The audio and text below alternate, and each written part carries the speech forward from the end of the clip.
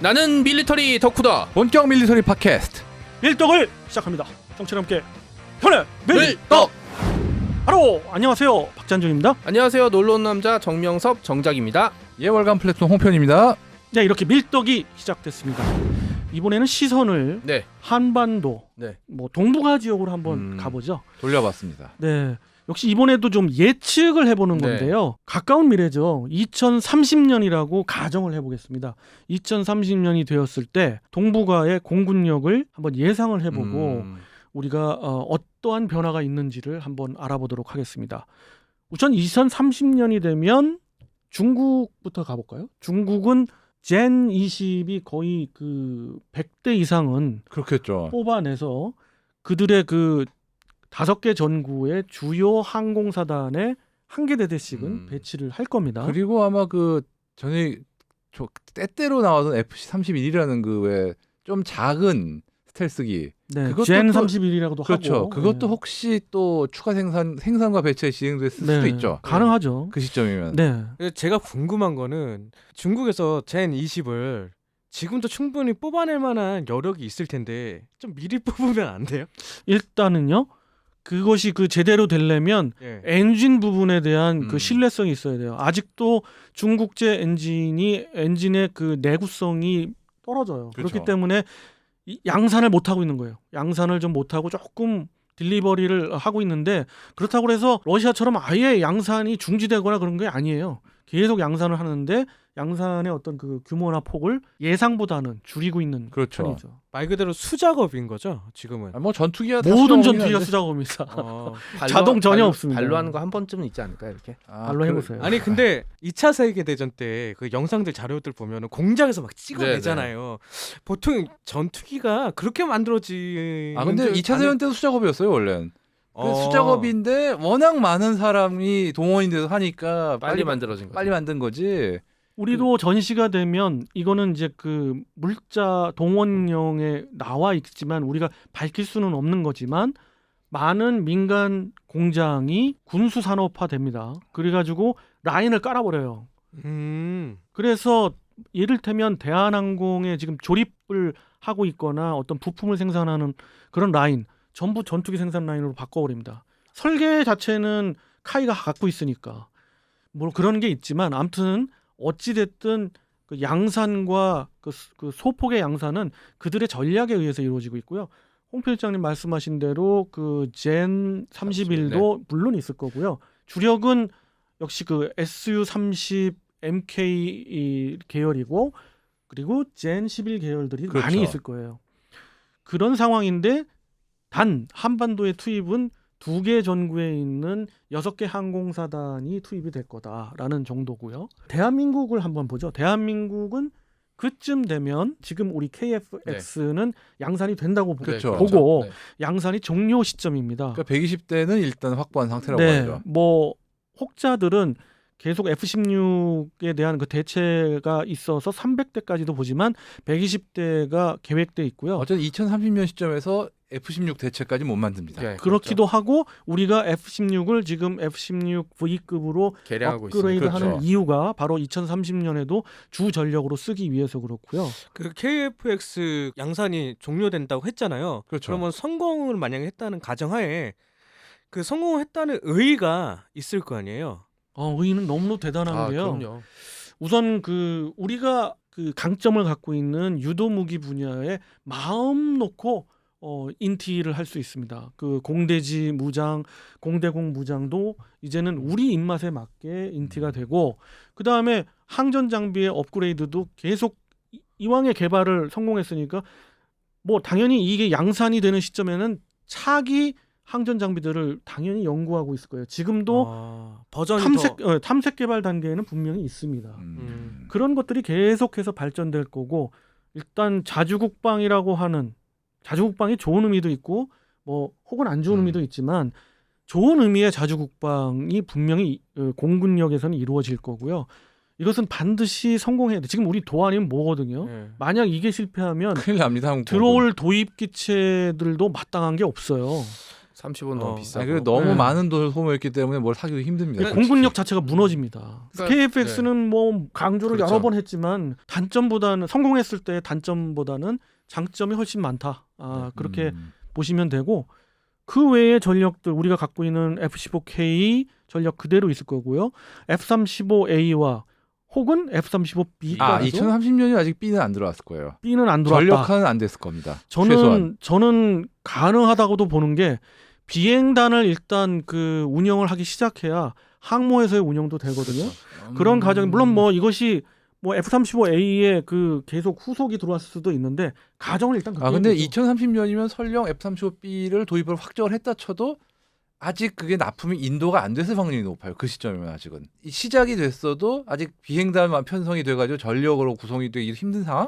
한마디로 2030년 시점이면 아직 우리 둘 중에 누가 맞을지 2030년 제가 맞을 겁니다. 제가 아무 소리 안 예. 했거든요. 제 생각에는 그때쯤 되면 F-35A를 추가 도입할 것 같아요. 근데 F-35A는 추가 도입해요. 20대 추가 도입 확정됐고요. 네. 받고 한 20대쯤 더 하지 않을까 싶어요. 아니요, 힘들 거예요. 그거는 좀 어려움이 아니 있을 겁니다. KF-X가 어떤 굉장히 중요한 변수가 되는 게 그거에 들어가는 재원이 워낙 많다 보니까 솔직히 F-35A 같은 경우도 원래 지금 현재 예정된 것보다 아주 대폭 추가 도입은 힘든 상황이에요 지금.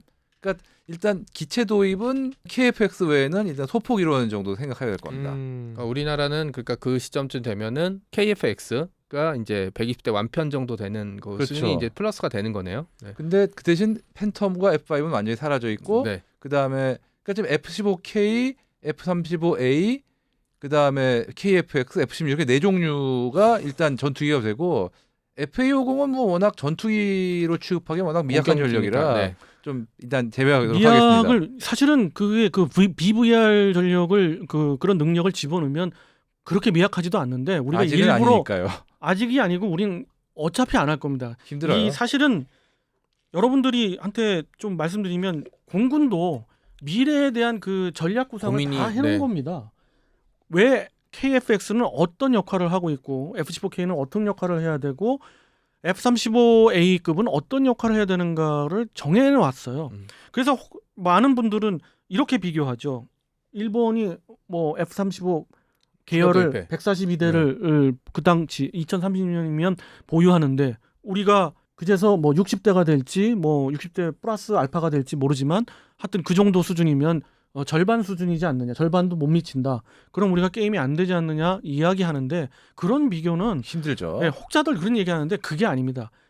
스텔스기가 많다고 좋은 게 전혀 아니에요. 스텔스기의 그 가동률이 어느 정도냐면 지금 예를 들어서 F-35 같은 경우 가동률이 50% 이하입니다. 그러면 우리가 60대 들여왔는데 전시에 30대 정도가 가용한다는 얘기가 되거든요. 그만큼 유지보수에 있어서 아직은 틀이 안 잡혔거나 내지는 워낙에 유지보수가 어려운 네. 그런 기종입니다. 그리고 또 이게 봐야 되는 게 일본의 145대라는 것도 엄밀하게 따지면 100대가 실제 전쟁에 났을 때 공군력으로서 강용이 되는 거고 나머지 40대는 F-35B인데 솔직히 우리나라와 일본 간에 어떤 마찰이 생겼을 때 F-35B가 뭔가 역할을 할 것 같지는 않아요. 삐지는 거 아닌가요? 그게 날라올 수가 있어요? 항모에 실려 있기 때문에 애당초 이 동해 쪽으로 올 물건이 아니에요. 아무래도 오키나와는 남중국해 이런 쪽으로 갈 물건이지. 동해로 들어오면 굉장히 땡큐죠. 사실 항모가 그래요. 들어오면. 네. 네. 근데 일본이나 이제 중국을 제가 그 전체 전력을 얘기를 한 게 아니라 한 동북아의 네. 그 초점으로 본다면 중국은 세계 항공사단 정도 그렇죠. 뭐 넓게 봐서 6개 항공사단 정도가 들어올 수 있죠. 어떤 전력화될 수가 있다는 거고 일본은 그 홍 편집장님이나 정 작가님 말씀대로 일본의 전 전력이 또 여기에 해당할 수가 없어요. 그렇죠. 러시아도 커버해야죠. 중국도 커버해야 되기 때문에 우리 한반도용으로 배치되는 비행 대대가 4개 비행 대대가 주예요. 끌어들여 온다고 그래서 예비까지 그렇죠. 다 해서 그리고 그 4개의 비행 대대에 과연 F-35A만으로 까냐? 안 절대 되죠. 아니거든요. 그게 그리고 같은 미국제라 서로 이렇게 겨냥하면 이렇게 레이더 조준 안 되고 이러는 거 아니에요? 그건 아무도 모르죠. 광학으로 네. 이제 탐색 추적. 그러니까 IRST로 추적할 것 네. 같다는 예측이 있습니다. 예. 이 번외적인 이야기를 하나 하자면 이런 얘기를 해요. 그 일본이 거의 한 140대 정도 F-35를 A, B 합쳐서 그렇게 되죠. 갖고 있는데 전력이 분산되어 있다고 하잖아요. 그럼 우리나라도 사실 분산되어 있는 거 아니냐? 근데 이게 예. 봐야 되는 게 일본 같은 경우는 쉽게 얘기해서 본토 그 혼슈 면적만 봐도 우리나라의 한반도의 2배예요. 그렇죠. 거기에 오키나와 같은 여구의 영토까지 있다 보니까 쉽게 해서 맡아야 되는 해역까지 하면 엄청나게 넓은 영역을 커버해야 됩니다. 반면 우리나라는 이 한반도 남부죠. 남부만 커버하면 되고 뭐 제주도까지 합쳐도 일본보다 훨씬 좁은 영역을 커버해야 하기 때문에 밀도로 보면은 일본보다 오히려 높다고 볼 수 있어요. 거기다가 홋카이도만 해도 사실 대한민국 영토보다 조금 작은 정도예요. 예, 그렇기 때문에 만약에 그런 국경 분쟁이 나서 벌어지면은 일본은 좀 골치 아플 거예요. 동원할 수 있는 공군력도 적지만 이게 밀도가 너무 높아서 북한만큼은 아니지만 사실 대공 전력이 만만치 않거든요. 아니 그리고 또 이게 항상 봐야 되는 게 만약에 일본하고 분쟁이 난다. F-15K하고 F-35는 그냥 일본에 올인해도 돼요. 왜냐?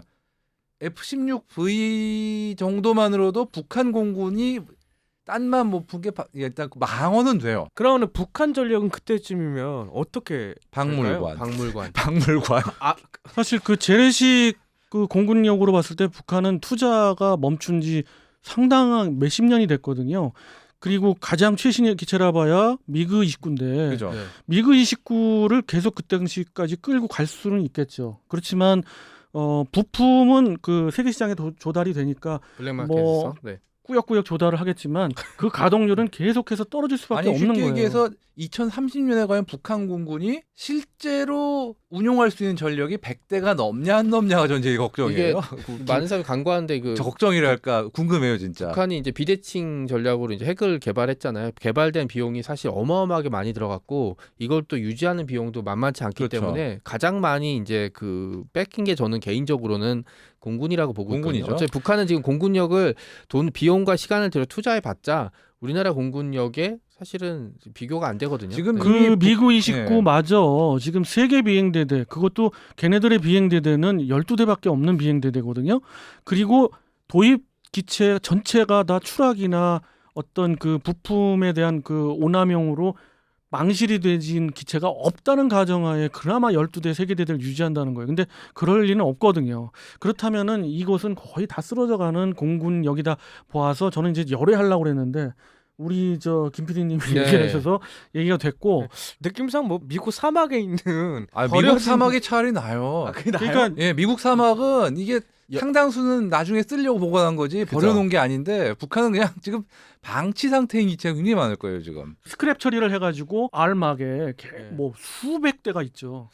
그럼 이제 북한 공군은 만약에 전시 상황이 됐을 때는 상대가 완전 안 된다고 아니, 지금 봐야 돼. 솔직히 말해서 있겠네요? 지금 현재 비행 가능한 기체가 한 120대 넘을지 의문이에요 저는. 그 이제 6.5 내전 때 6.5 공군이 이제 미그 29를 가지고 소위 얘기하는 항공 유격전을 펼치면서 그나마 사실 조금 재미를 본 적이 있긴 한데 근데 재미를 못 봤죠. 결국 미국이 한 대도 격추 못 시키고 다 죽었으니까. 그조차도 사실은 그 전투에서 떨어진 것만큼이나 사고나 이런 걸로 추락한 게 훨씬 더 많았거든요. 사실 당시 6.5 공군의 정비 상태나 관리 상태보다 지금 북한 공군이 훨씬 나을 턱이 없어요. 네. 북한 공군은 희망이 좀 있습니다. 그래도 그들이 특화할 수 있는 거는 바로 드론 쪽인데요.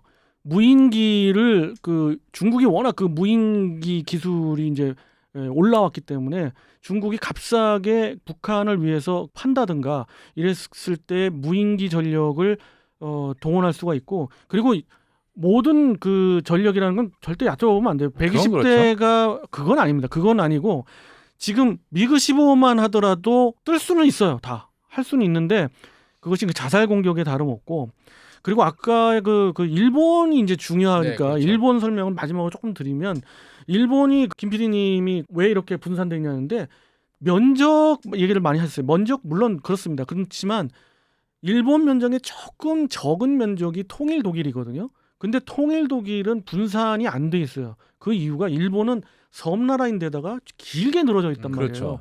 그 그러니까 남북으로의 길이가 상당하단 말이에요. 그렇기 때문에 분산을 당연히 분산이 돼 있는 게 맞고요. 한반도에 가용할 수 있는 기체가 그렇게 4개 비행되다라고 제가 단언하는 거죠. 그래서 이제 결론적으로 이제 2030년을 우리가 이제 한번 예상을 해봤는데 그러면 이 동북아의 공군력의 판세는 어떨까?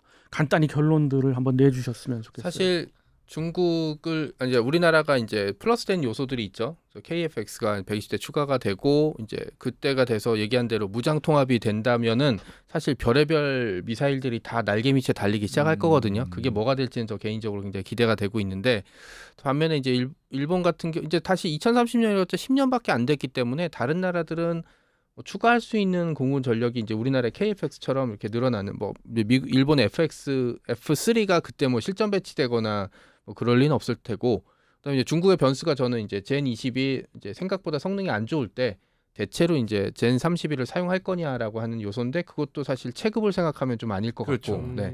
일단 저는 지금의 판도가 크게 바뀌진 않다고 보는 게 KF-X가 들어온다고 그래도 결국은 4.5세대 추가라 쉽게 해서 노후 전력 대체가 더 커다고 봐요. 그리고 미사일 말씀하셨는데 2030년이면 이제 양산 시작한 지 4년밖에 안 된 시점이기 때문에 그제서야 공대공 무장과 가장 기초적인 공대지 무장이 통합되겠죠. 통합되는 수준일 거라 그렇게 눈에 띄는 어떤 순위 변동 같은 게 생길 수준은 절대 아니라고 봐요. 그렇습니다. KF-X는 공대공을 가장 우선으로 하는 그 기체로 전략을 짠 거고요. 여러분들의 의견은 이제 각자의 또 의견이고 제 그렇죠. 의견도 네. 이제 뭐 각자의 의견에 맞춰서 개인 의견을 드리면 똑같습니다. 똑같은데 결국은 절대 대한민국 공군을 만만히 볼 수 없는 형국은 맞다. 뭐 그건 그렇죠. 네, 네. 그것은 KF 성공에 가능하다면 그게 이프라는 전제 조건을 달았을 때 그거고 결론은 그거가 될 것 같아요. 그리고 뭐 사실 동북아시아의 그 전력 공군 전력에서 사실 주일미군이나 주한미 공군을 빼는 것도 좀 웃긴 얘기가 되는 거잖아요, 그죠? 근데 그게 이제 들어가면은 얘기가 안 되죠. 그러니까 우리가 이거를 뭐 이렇게 이제 들어가면 이프논이 네. 못 해요. 뭐 전면전을 하겠다 내지는 뭐 그렇죠. 네. 공중전이 그러니까 벌어진다 저는 이런 그런- 걸 얘기하는 게 그러니까 아니라 한국군이랑 일본 항공자위대 F-35 싹 대치하고 있을 때 갑자기 영어로 야 니들 싸우지 마. 자꾸 이상한 짓 하면은 그냥 기지로 돌려보낸다. 뭐 이런 음성 그렇게 갑자기 나올 길게도 것 얘기 안 해요. 그냥 스탑. 스탑. 개인적으로 마지막으로 궁금한 거 하나 있는데 그 2030년 정도가 되면은 일본 같은 경우는 항모가 있을 거 아니에요. 그게 좀 변수가 되지 않을까? 큰 변수는 안 돼요. 왜냐하면 이즈모급 두 척인데 그거 솔직히 2030년은 그나마 그중 한 척이 F-35A 운용을 시작할 수준인데 그거 열몇 대 F-35B 열몇 대 대도 가지고 아니에요. 열대. 열대 가지고 뭐 큰일 못해요 솔직히. 그 동해 아까 얘기했듯이 동해에 들어와주면 굉장히 땡큐고요. 예. 그다음에 뭐 저는 일본의 항모 보유가 약간 정치적인 결정이라고 보기 때문에 그 지금 규모의 때기 때문에 사실 뭐 큰 변수가 되지는 않겠지만 하나 변수는 이제 일본이 항모를 도입하게 되면 이제 우리도 이제 항모를 도입해야 된다는 얘기가 좀 더 무게 이제 뭐 사실 어느 정도 결정이 되긴 했지만 뭐 그런 쪽이 되지 않을까 싶습니다. 그렇습니다. 그 카운터 스텔스 기술도 계속해서 발전하고 있고요. 그 IRST 장비에 장착되어 있는 성능의 여하에 따라서는 KF-X가 F-35를 방어할 수 있는 공대공 전력으로서 유효할 수도 그렇죠. 있지 않을까 네, 네. 하는 희망과 목표도 있으면서 이 시간을 마무리하는 걸로 하겠습니다. 자, 어떻게 뭐 흥미로우셨는지 모르겠습니다만 우리가 흥미주로 본 건 네. 아니고요. 곧 다가올 근미래에 한번 2030년에 동북아 공군력을 알아보았습니다. 여러분들은 또 어떻게 생각하는지 댓글로 달아주시기 바랍니다. 청취자 여러분께 경례 밀떡!